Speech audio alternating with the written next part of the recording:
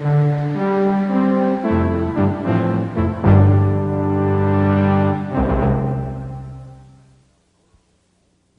better understand our world,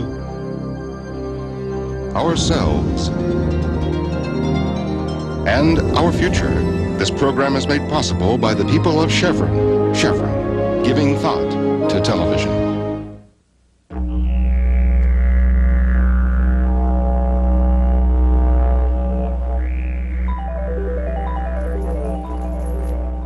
Far away, in an ancient land of mystery, live the Gagudju people. They have lived in these lands, called Gagudju, for more than 40,000 years. The people are heir to the longest unbroken culture the world has ever known. Throughout their history, the Gagudju have lived in harmony with their environment. To them, man, animals, plants, and the earth itself are as one. They are all manifestations of a single life force.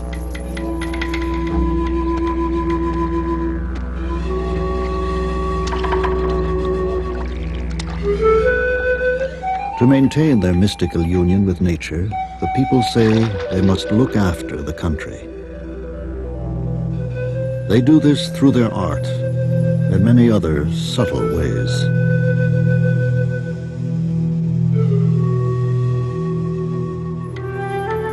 Only the wise and fully initiated elders know how to look after the country. They are the custodians of the land and the traditions. But there are only a few of them now. The young people have been swept up by another, more aggressive culture. This is the story of Gagudju, as seen through the eyes of its last traditional inhabitants. A story that opens a window on a very different perception of life.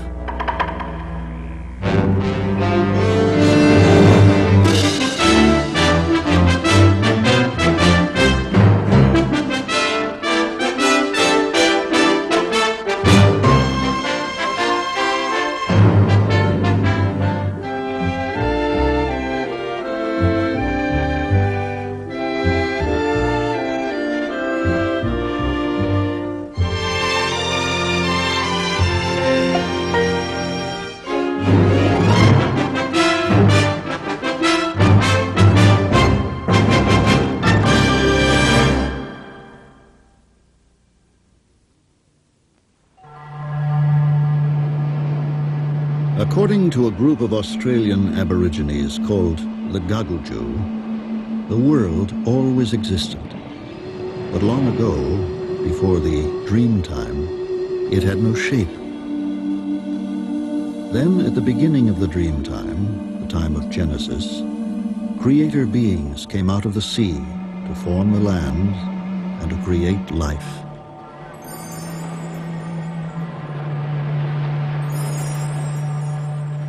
Two 200 years ago, all of Australia was occupied by Aborigines. But now only a few groups remain on their traditional lands. The Gagudju is one of these. The land on which they live is called Gagudju. It belongs to the Aborigines and is managed on their behalf as a national park. Gagudju is dominated by a sandstone escarpment which towers over extensive wetlands and eucalypt woodlands.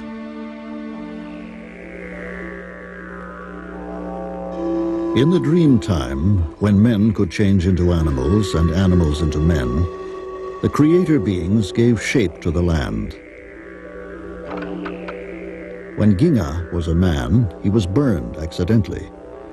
To save himself, he rushed into the water and turned himself into a crocodile. To this day, his back is covered with blister-like lumps. Ginga then turned himself to stone, and all his nodules and lumps became part of the landscape. Snakes, using their powerful coils, made stone archways and great sweeps of hills.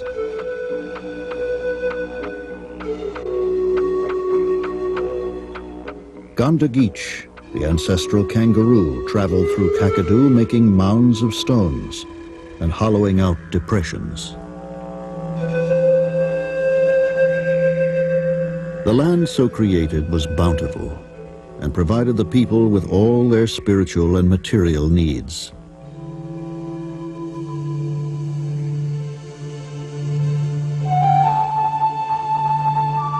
In the old days, life for the Aborigines was free and good.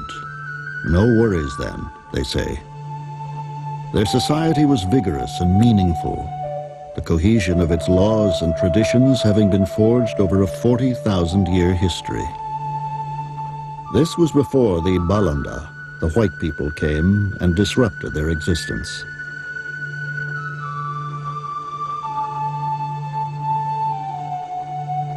Natural food such as turtle eggs and water lily roots were plentiful. Now the traditional lands are almost empty. Diseases from foreign places and other pressures have taken their toll. Few people still live in the wilds of Gagudju. But in the rock shelters where the Gagudju once lived, places that rang with their laughter and reverberated with the drone of didgeridoos, their culture lives on in luminous paintings of hunters, animals, and dangerous spirits.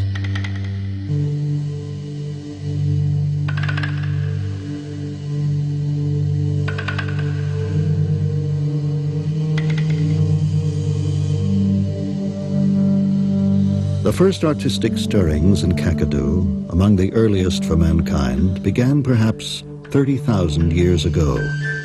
These paintings are impressions of grasses, hands, or other objects.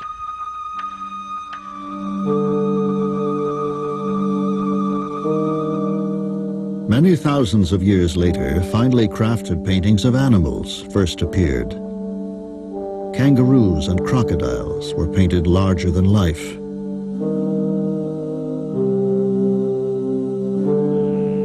Delicate images depicting vigorous action followed. A man stalks an emu from behind the cover of a bundle of grass. He spears the giant bird, which cries out as it is mortally wounded. Present-day Aborigines do not relate to the early paintings. They say these were made by the friendly Mimi spirits, and that over the millennia the Mimis taught the people to paint, but in a different style, one that shows the animal's bones and internal organs. It is known as the X-ray style.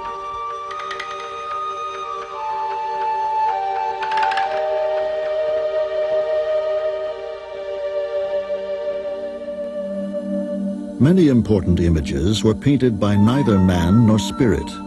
They came into being when dreamtime heroes placed themselves on the rocks. These apparitions contain the spirit and the power of the dreamtime.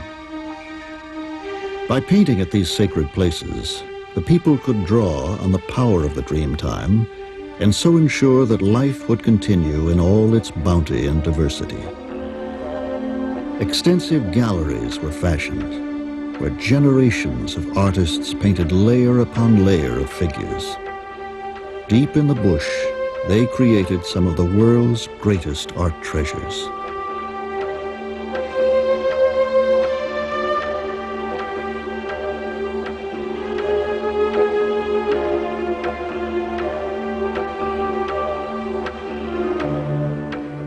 About 150 years ago, a change occurred in the life and art of the Gagudju. Sailing ships brought people from other continents. These people penetrated the Gagudju's land on horseback. They dominated the Aborigines with strange new weapons. And soon, say the Gagudju, these strangers, standing with hands in pockets, told us what to do.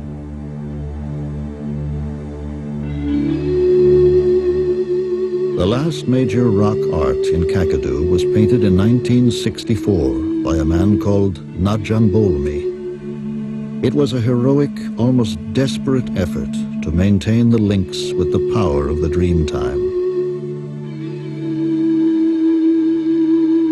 A year after completing his masterwork, Najambolmi died. The power of the dreamtime began to wane.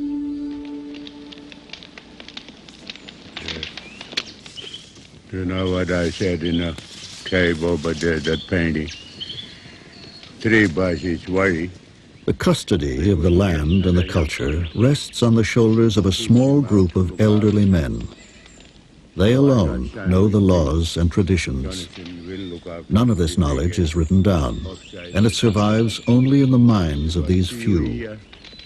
They are the library of the Gagudju.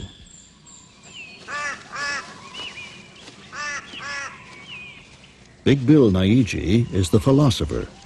He is concerned with matters of the spirit and the totality of Aboriginal law.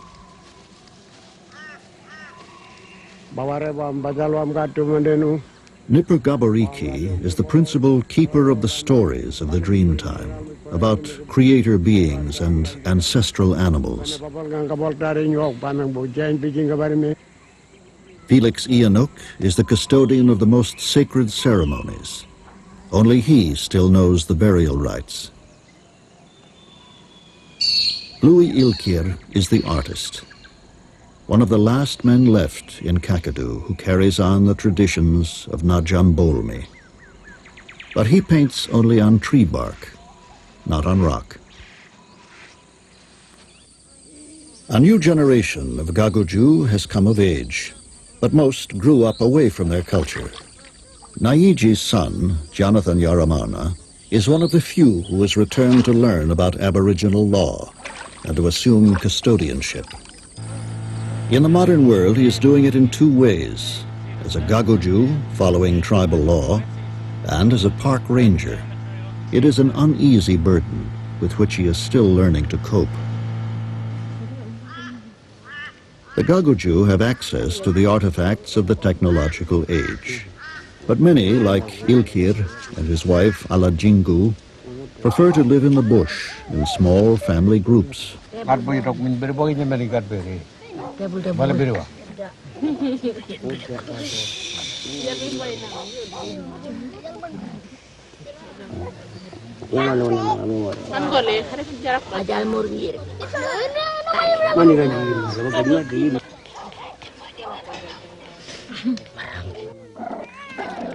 Ilkir gathers all the materials for his paintings from the bush around him.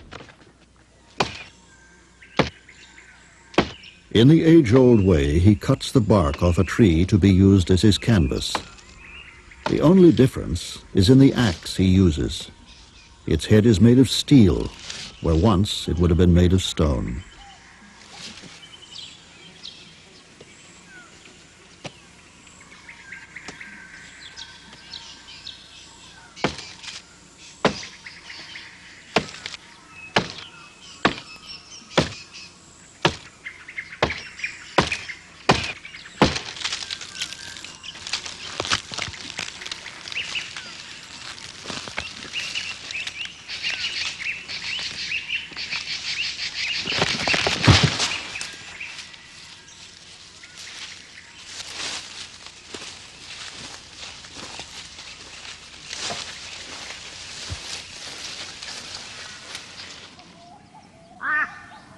When he has straightened and cured the bark, Ilkir is ready to begin his painting.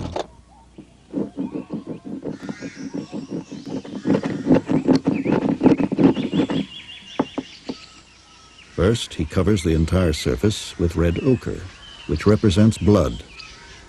This, in turn, is the symbol for life itself. The red background will give the subjects vitality. As he prepares the bark, Ilkir thinks about what he will paint and about the techniques he learned from his father.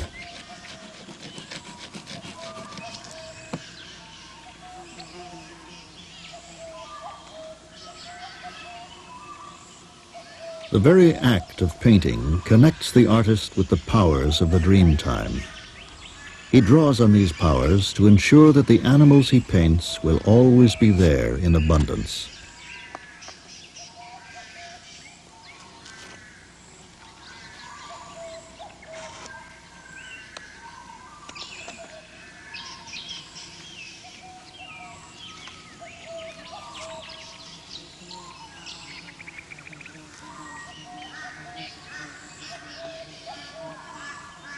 Dominating the composition is Ginga, the crocodile.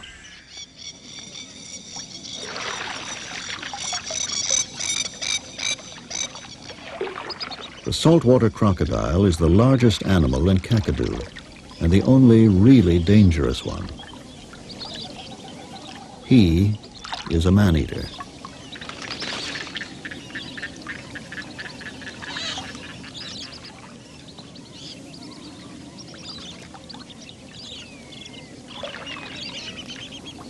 Despite his name, this crocodile is as much at home in freshwater as in saltwater. He is the scourge of the billabongs.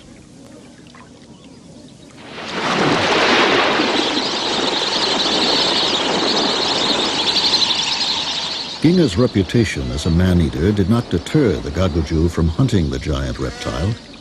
They used to spear him from flimsy log rafts. Crocodile meat is a delicacy. Large and dangerous as Ginga is, he does not rule the wetlands. As the Aborigines say, it is Marawuti, the white-breasted sea eagle, who is the boss around here. When someone dies, the person's spirit is snatched away in Marawuti's huge claws.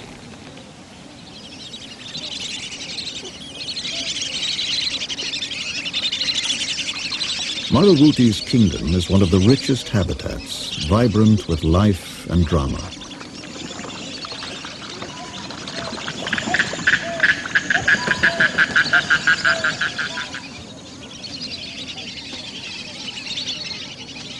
Watched by the scavenging goanna, Jagana, the black-necked stork, hunts for eels on the grassy edge of the billabong.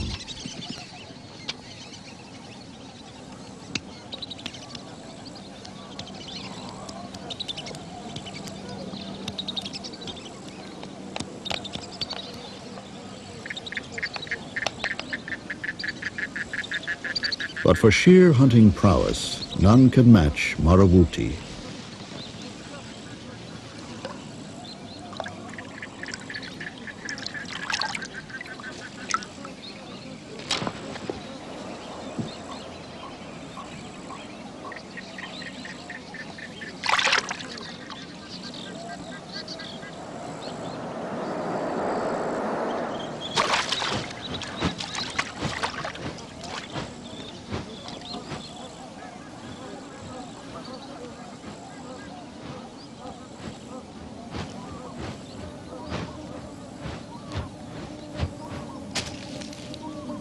Generations of sea eagles have raised their young in this nest. Each year, new sticks are added, and the nest grows larger and larger.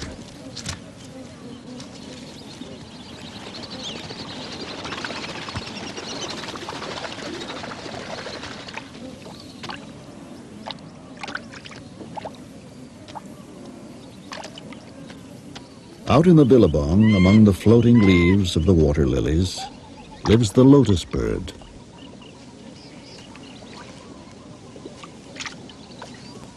The male lotus bird incubates the eggs and raises the chicks on his own.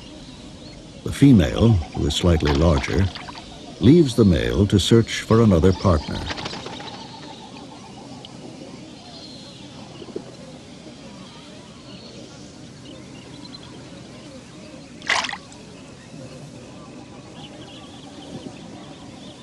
When the lotus bird glimpses Boloko, the water python, he is ready to defend his nest.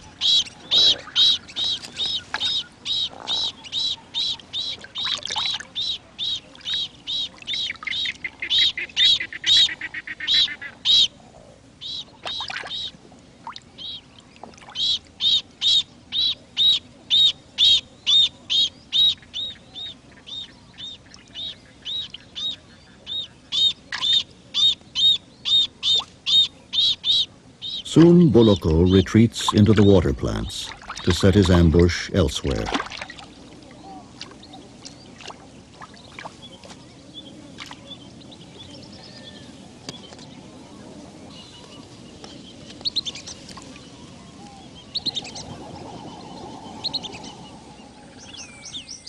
"4 weeks after the last egg was laid, the chicks hatch.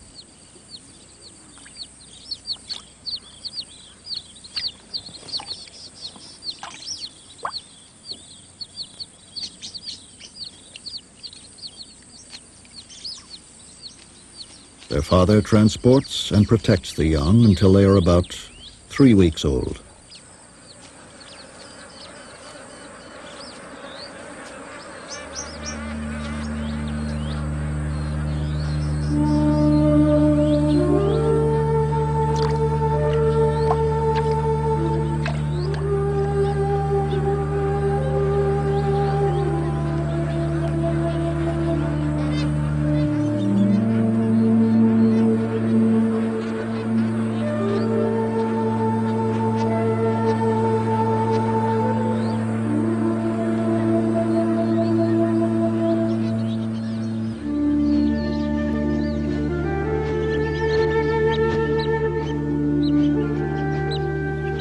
Marawuti's kingdom is not restricted to the billabongs and floodplain.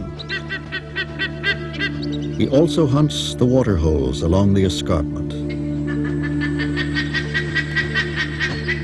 In search of fish below, he flies along a sacred rock face.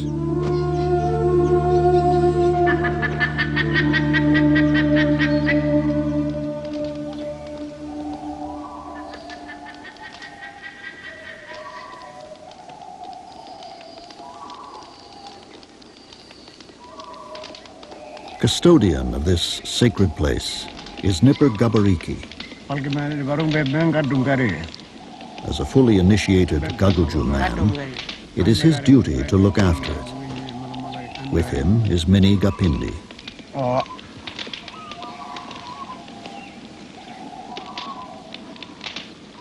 To maintain contact with the spirits of this special place, Gabariki must visit it periodically. It is yet another way to keep the ties with the powers of the dreamtime.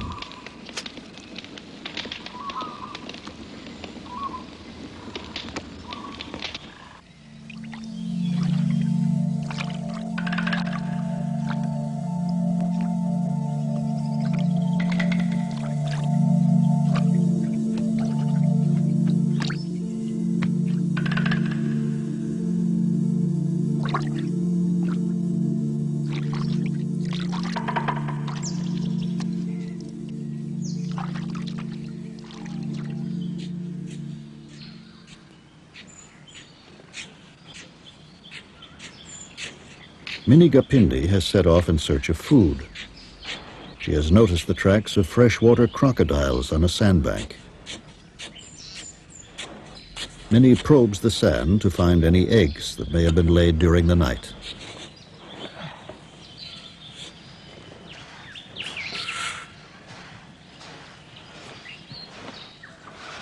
The Aborigines' knowledge of the country is so detailed, and the edible plants and animals are so plentiful, that only a few hours each day need be spent to find enough to eat.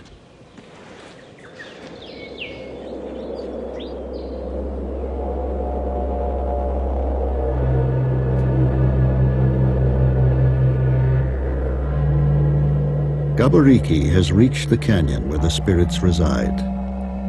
Although he has never seen them, he can feel them watching from caves and crevices.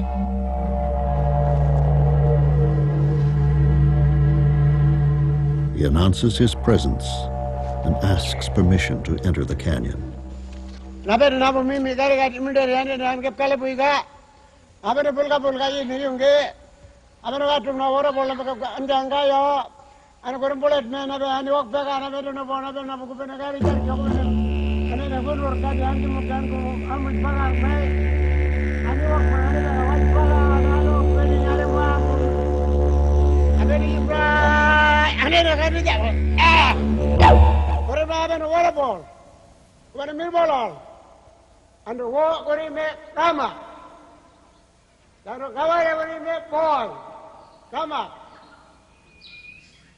Gabariki's spirit has touched those of the dreamtime.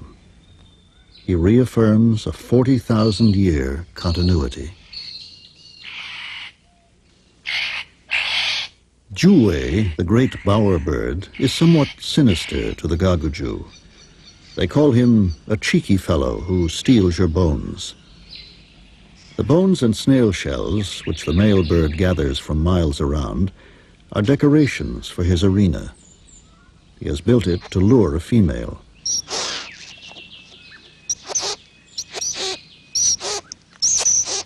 When a female comes to his bower, the male uses many ploys to impress her, even enhancing his presence by displaying his ornaments.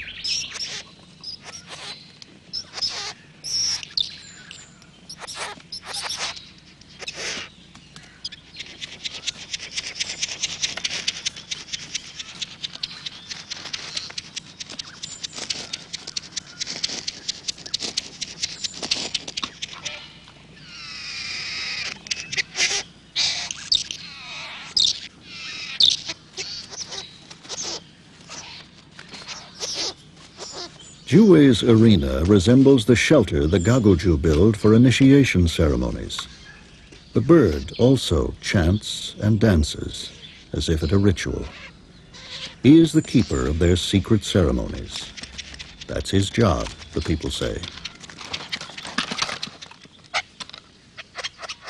Garken, the brown falcon, has come to the grasslands. This is the signal for Big Bill Naiji to begin one of the most important aspects of the maintenance of his tribal lands. Only he and the other elders are traditionally entrusted with the task of burning the grasslands. They must clean the country, they say, but strictly according to Aboriginal law.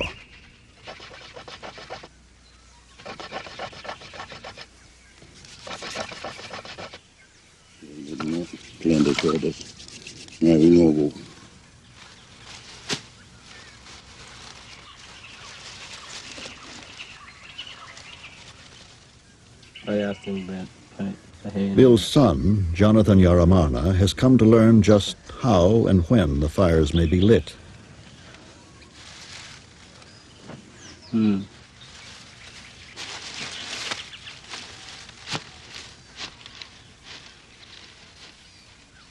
The time is right in the season of migrating birds. Animals of the grasslands have grown to maturity and can escape the fire. Also, it is a comparatively cool time of year, and beneath the dry stalks there is still dampness. Fires will not rage out of control. The country will be cleansed, but not devastated.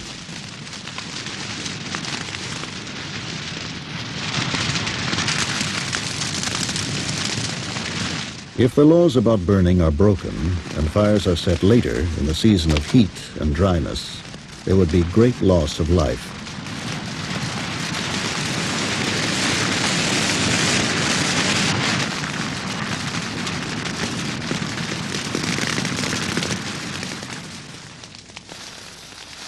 The impenetrable grasses have gone. Soon new shoots will come up through the ashes, attracting kangaroos. It will be easy to hunt and to travel.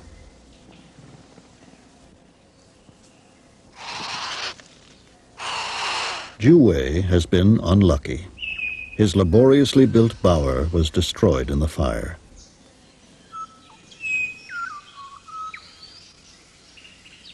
But most of his precious ornaments have been unaffected.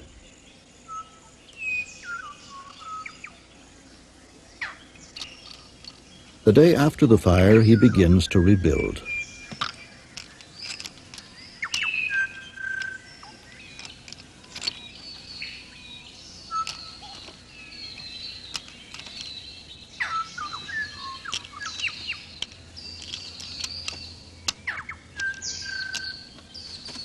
First, he moves the bones and shells to the new site.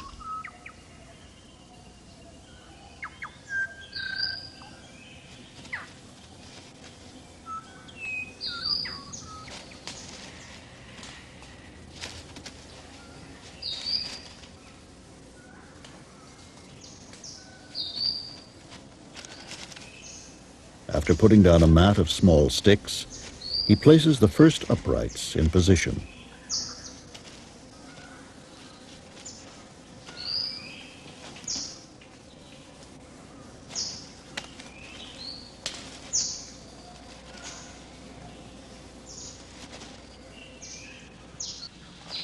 Working for 4 or 5 hours every day, he has a serviceable bower again in about 2 weeks.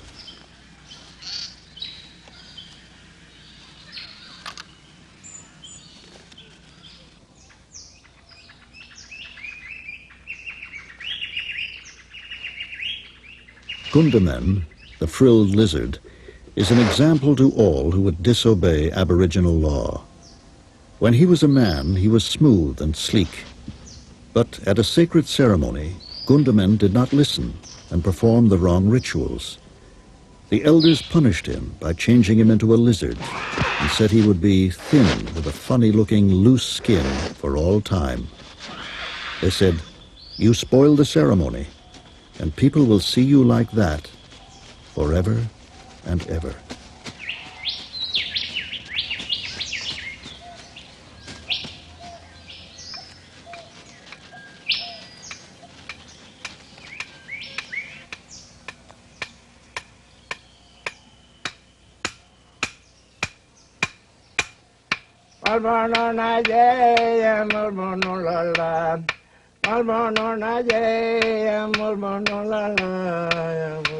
The singing of song cycles is another important way in which the Gagudju maintain the integrity between themselves and the life force.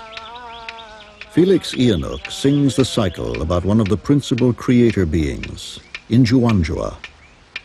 Enoch is the only one who still knows these songs. He said this would probably be the last time that he would ever sing them. Long ago, at the beginning of the dreamtime, Injuanjua lived in a cave where he painted his own image on the wall. He came across the river, over the plains and billabongs.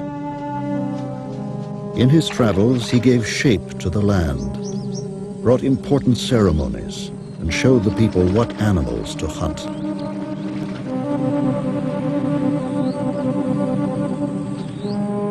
Enoch explains that Injuanjua eventually turned himself into stone. Take off his leg and sit down. And when they start walking away, He says, Injuanjua walks down here and turns himself into stone. That stone there, that's Injuanjua. This rock is the embodiment of the creator being and is the focus of the life force.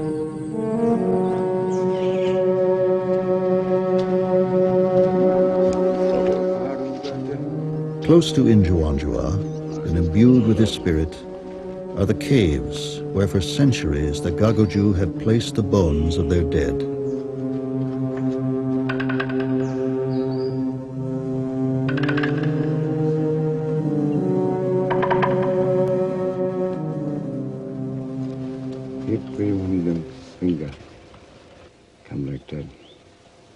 Enoch is the only person who still knows the Gagudju's complete burial rites. He explains how the people painted themselves and then carried the bones of the dead to the caves. The two elders are filled with an ineffable sadness as they see their culture slip away. No newly initiated men are following behind them, and only the initiated can be told the secret rites. Go up there. Take the bone, just put him in the top. And they say, goodbye. I go home. Come back. Enoch says, sometimes I sit down and think about myself, and I cry before I go to sleep, because I am very sorry nobody is coming after us. And when we die, Bill and me, they got to bring our bones right back here to this cave, so our spirit can join Injuanjua and our dream time.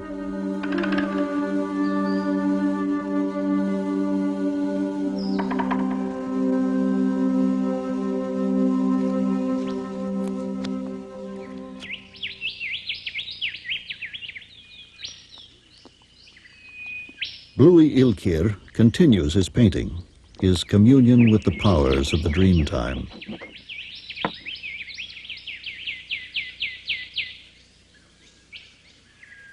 Kangaroos and wallabies are particularly important to the Aborigines.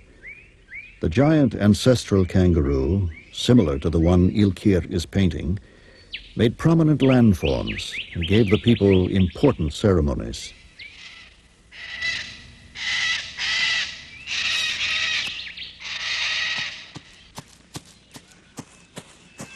Of the several species that live in Gagudju, Gagudju, the antelopine kangaroo, is the largest. He is hunted for food, but only the older people can eat him. They say that if young people eat kangaroo meat, they will have bad dreams.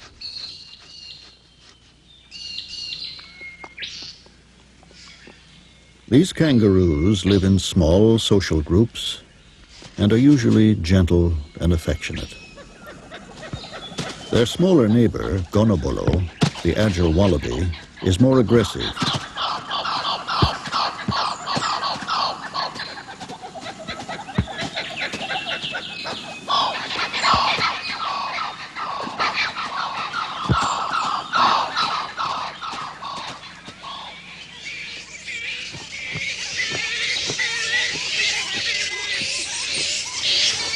Flying foxes are the largest of all the bats. During the day, they rest in colonies that may number more than 100,000 individuals. Most colonies are in trees standing in water. It is cooler there. Territorial squabbles are all sound and fury, and seldom result in injury.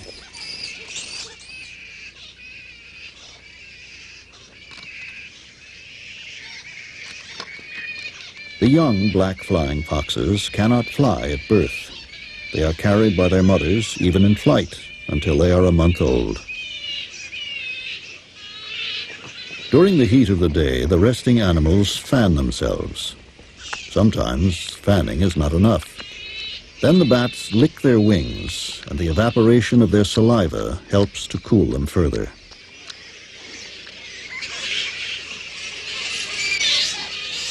When they are ready to take off, they climb to the highest points in the roost trees.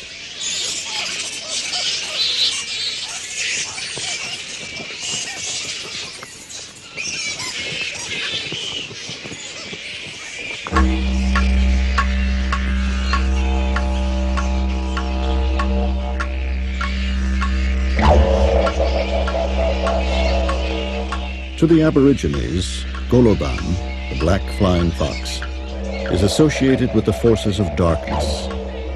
Medicine men, who are held in high regard, are also sorcerers. They are often called flying foxmen.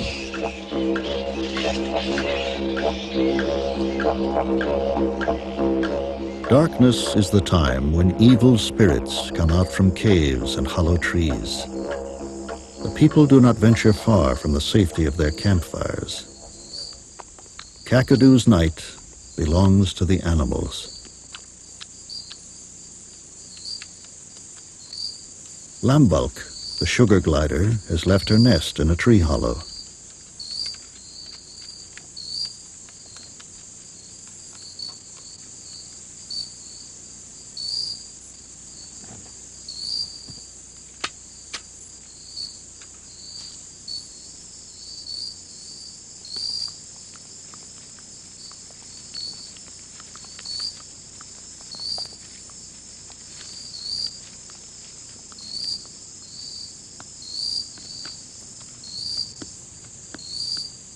Dokun, a tiny insect-eating marsupial, is ever ready to tackle insects even larger than himself.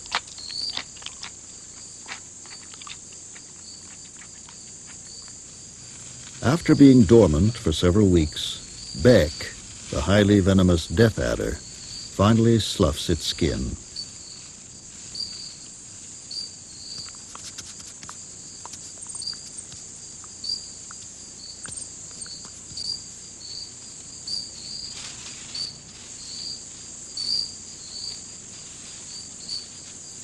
The snake is now hungry and stalks even York, the brown bandicoot, who is much too large for it to overpower.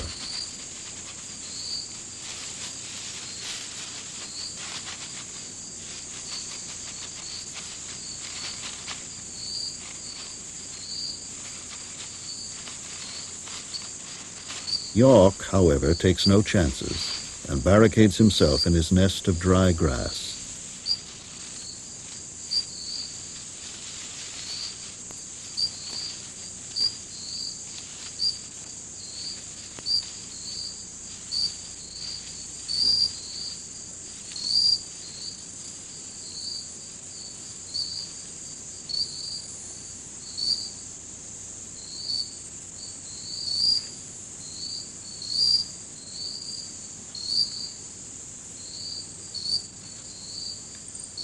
Because it has no eyelids, the knob-tailed gecko has to clean its eye with its tongue.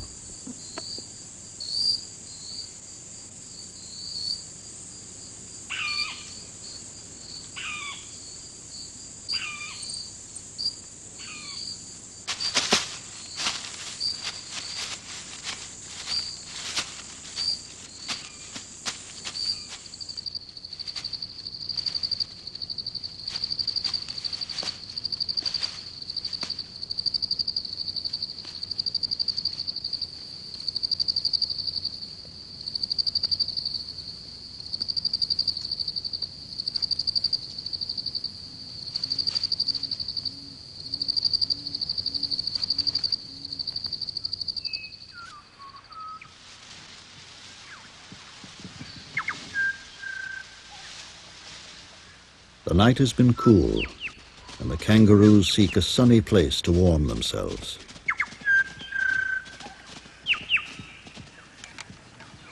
But Lambulk shuns the sunlight and hurries back to her tree hollow. She will sleep here until darkness falls again.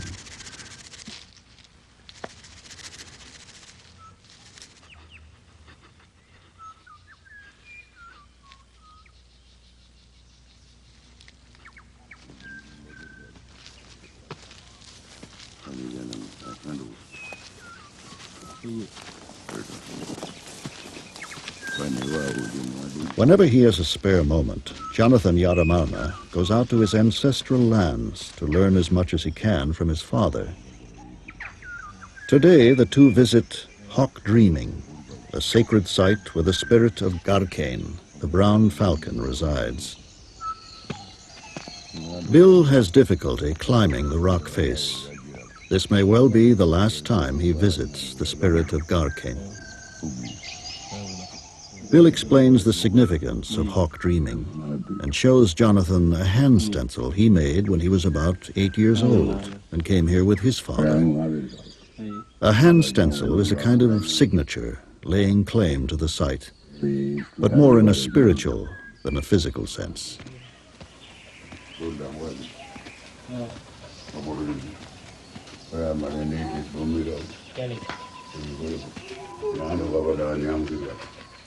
A few days later, Bill and Jonathan go to a rock outcrop close to Hawk Dreaming.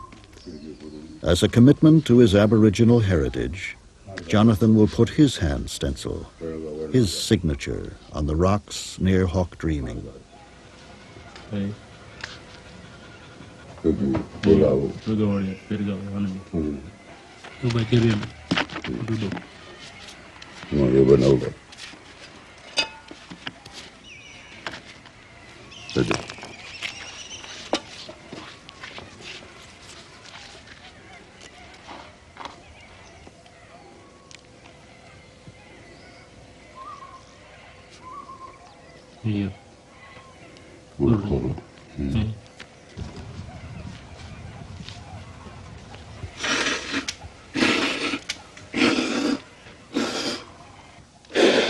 Jonathan makes his mark the way Gagudju people have done for thousands of years. The spinifex grass on the rock plateau is dying off, heralding the season of hot winds. Waterfalls are no more than trickles.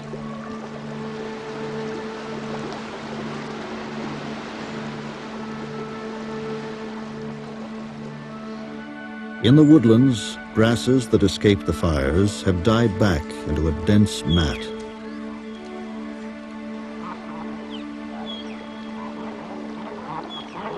The floodplains are reduced to a series of turbid pools.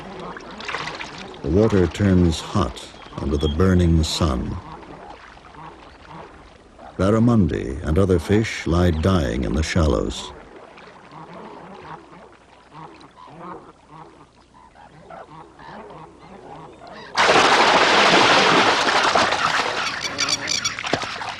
The hunters of the billabongs have an easy time, and the scavengers grow fat.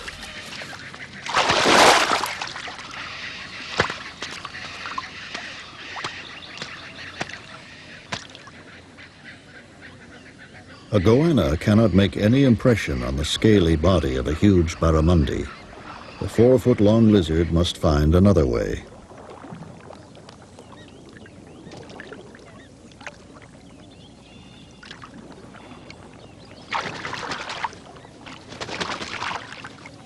Marawuti, the sea eagle, is now able to snare much larger prey than usual.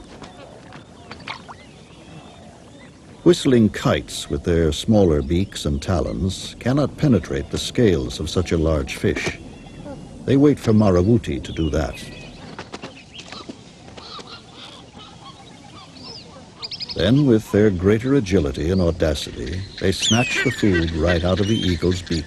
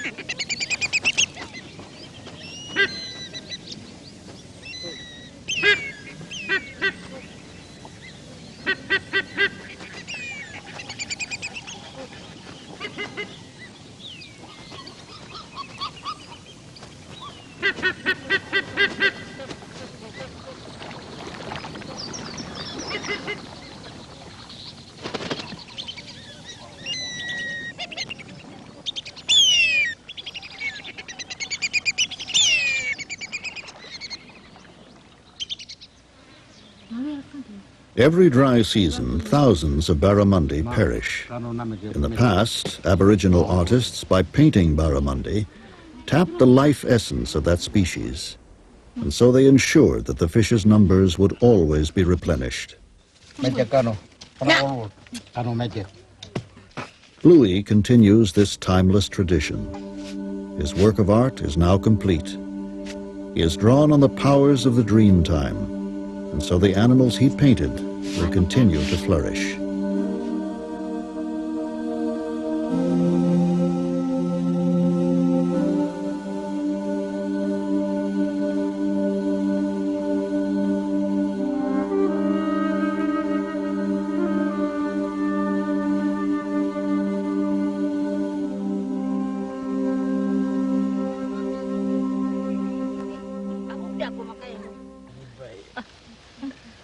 Bluey's wife, Susan, and her friends tell stories to the children and illustrate them with string games.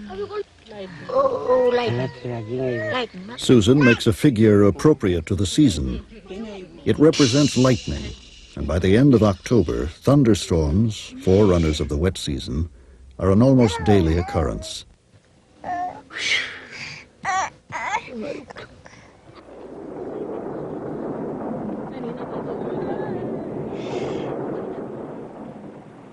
This forest, devastated by a late fire set by lightning, appears to have died, but the rains will soon revive it.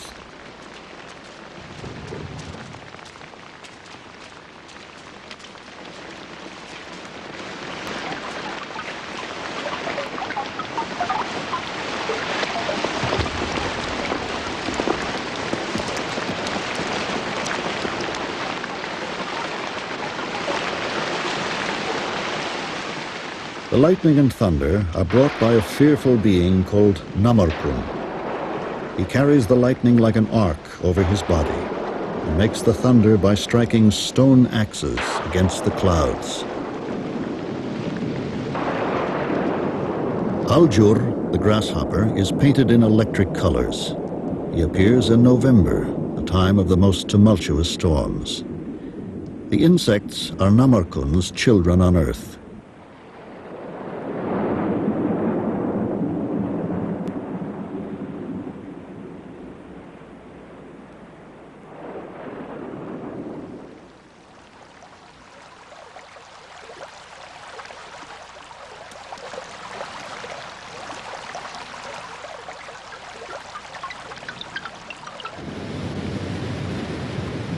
The fierce downpours soon replenish the land.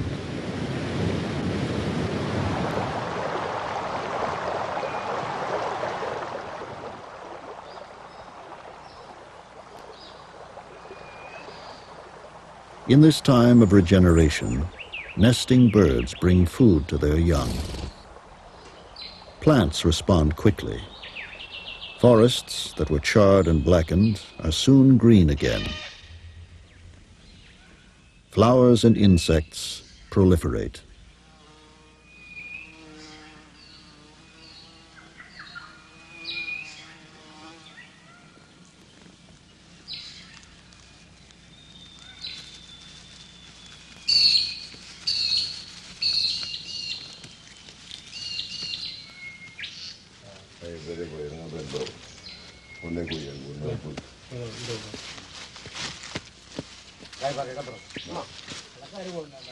To continue Jonathan's education into the traditional life of the Gagudju, Gabariki, Ilkir, and Jonathan's father, Naiji, take him to a remote but important place in Kakadu.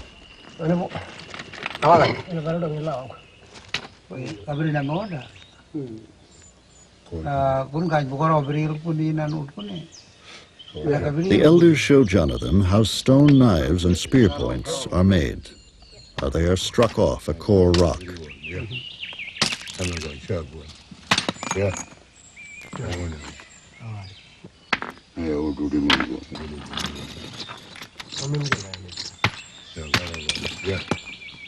The stone knives are very sharp, and in the past were used in initiation ceremonies to pierce the nose and cut distinctive designs on shoulders and chests.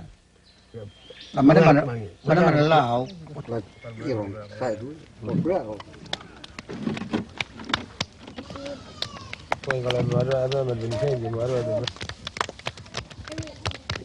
group of men paint themselves in preparation for a ceremonial dance, a corroboree.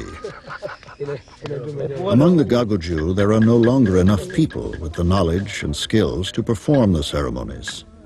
This group from neighboring tribes came to help the Gagudju perform their ceremonial obligations. The dancers reenact great deeds and mimic the dreamtime animals.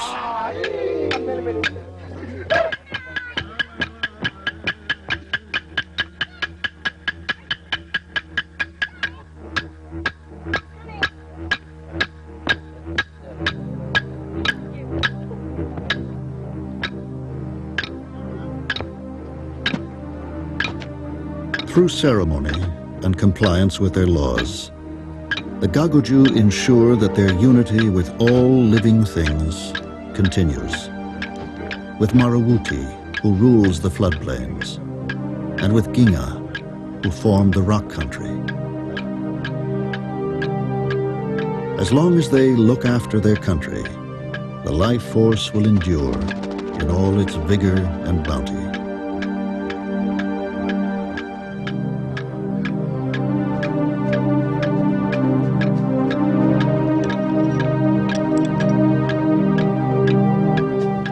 During their long history, the Gagudju have built no great monuments. But they have lived for more than 40,000 years in total harmony with their environment. They have not destroyed any land, nor diminished its spirit. That is their monument. And in the long term, that may be the most important of all.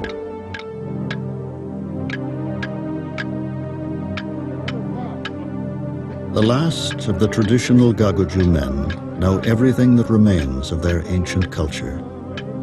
Only they have this knowledge, and they are old now. To the traditional people, the loss of their culture means oblivion. Without their culture, their story, they may survive in the modern world, but there will be no more true Gagudju people.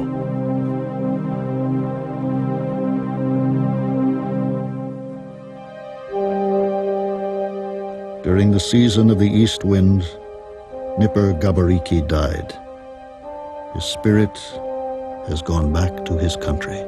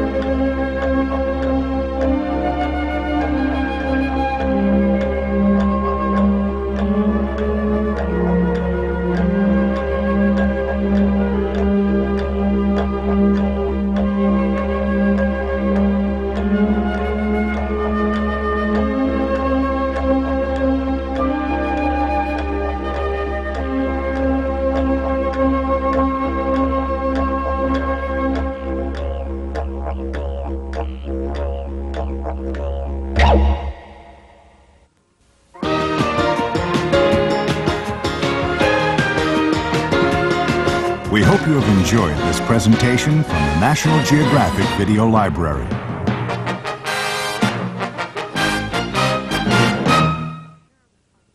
It's a terribly frightening thing to see. The next I knew, I was on the ground and the bear was on top of me. Where are you hurting now? And I could feel the claws, and I was screaming. They don't call him Grizzly for nothing. Man has always feared the bear. But now it's the bear that has something to fear. And the great grizzly is facing the fight of its life. Out of the remote forest reaches of North America emerges a stirring profile of an extraordinary beast and its quest for survival.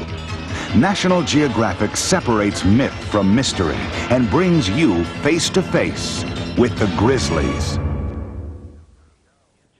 Count 3, in 2. Between 1968 and 1972, 24 men left the Earth and journeyed to the moon. This is the film they brought back, and these are their words. Stand by for touchdown. This is going to be spectacular. I felt at home there, even though the Earth was a long ways away. Look at the size of that rock. Good deal, boy. There is new knowledge to be gained and new rights to be won for the progress of all mankind. Join National Geographic for a wondrous journey into the unknown. Man must explore. For all mankind.